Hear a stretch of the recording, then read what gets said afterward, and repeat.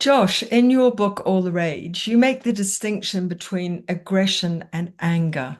Can you explain the difference and how does it matter? The difference is really the difference between a feeling and an action, or at least a kind of orientation to action. So, aggression is what anger looks like when it's discharged in the external world, when we do things to people. Aggression really is what we do with our. Anger is a feeling, which means that it's something that is happening on the inside and that we're in a kind of internal relationship to. And uh, there are various things we can do with our anger, and acting on it is only one of them. We can withhold it, we can pretend it's not there, we can conceal it from others, we can conceal it from ourselves. Um, Anger, in a way, has a much richer and more complex life than aggression, which has a kind of a limited number of options for expressing itself. What happens when there's an anger, a festering anger that you don't let out? What would be the typical kind of experience of somebody who really just tries to damp it down because they don't want to face it? I think a lot of different things can happen to anger when it doesn't have an outlet. I think it can affect, first of all, a person's character structure. It can have a kind of blocking or inhibiting effect on the full range of their emotional expression, because it's a bit as though they're under a kind of ongoing regime of self-censorship. But it can also have an effect on their confidence, on their creativity. Um, Somebody who feels able to access the full range of themselves is also going to feel more authoritative, more able to sort of carry themselves through life, facing the world. Uh, if your anger is something that you hold back and it's a force of reluctance and shame, um, then there's a dimension of yourself which is sort of perpetually closed off to the world. That will also affect relationships because relationships, again, that are conducted under sort of restricted emotional regime um, are are constrained relationships. You know, how can you be in an intimate relationship when one of the most intimate of emotions is off limits? Now, anger has an effect on our body. Can you explain, how we process anger in our bodies? Yeah, or indeed how we don't process it, because unprocessed anger, I think, is um, a really important source of bodily malaise. When anger doesn't find a way of expressing itself, when we don't have a way of accessing it in words, in the ways that we communicate, um, it it backs up on us, and instead of being directed to some appropriate object or even to an inappropriate object, it we become the object of it. We become, if you like, often the concealed, unconscious object of our own anger.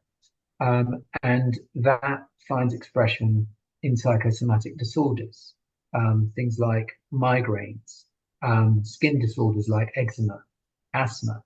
Um, these are, after all, disorders which are really about the membrane between the inside and the outside, the breath, the skin.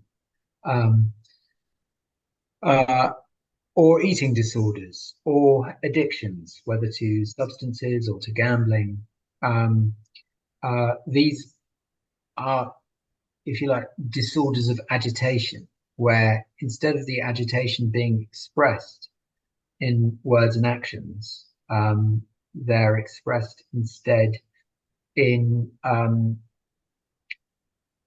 forms of self-harm, really, different ways of being destructive towards ourselves.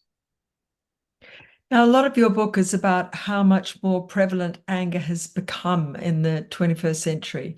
Where do you think that has come into politics, for example?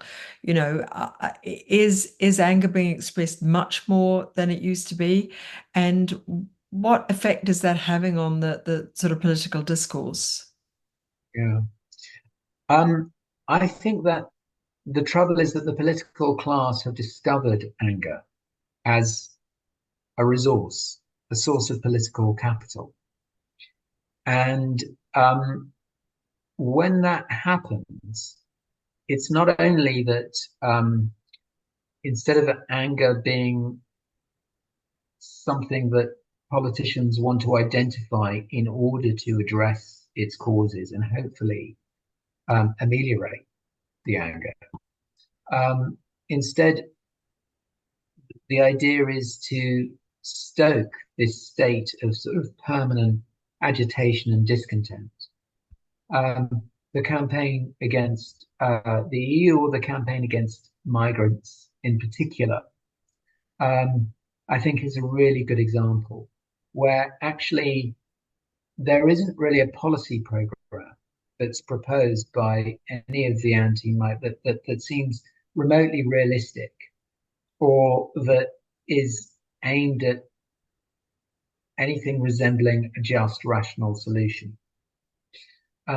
Instead, it's aimed at having a kind of permanent cash flow, if you like, of anger that can fuel um, a movement, a party, the rise of a leader.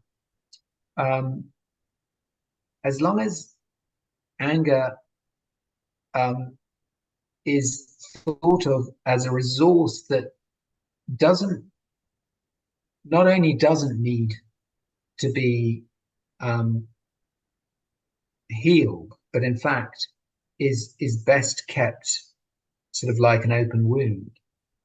Um, you're going to see, anger become more and more the defining tone Mhm. of our society. And what about in therapy? Do you think many people who seek to speak to a psychotherapist come with anger being part of the reason that's pushing them to want to talk? I think so often. I mean, I would go so far as to say it's incredibly rare, really, for somebody, at least to come to my consultant, without anger being somewhere in the mix. Um, After all, what is anger really? It's what we feel when we've been hurt or injured.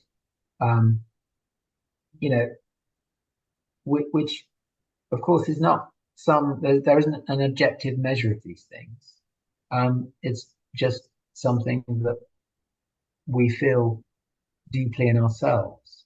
Um, Very few people get through life without experiencing frustration, dissatisfaction, and discontent. And anger is a very ordinary way of expressing those feelings. So if you find yourself in a consultant on,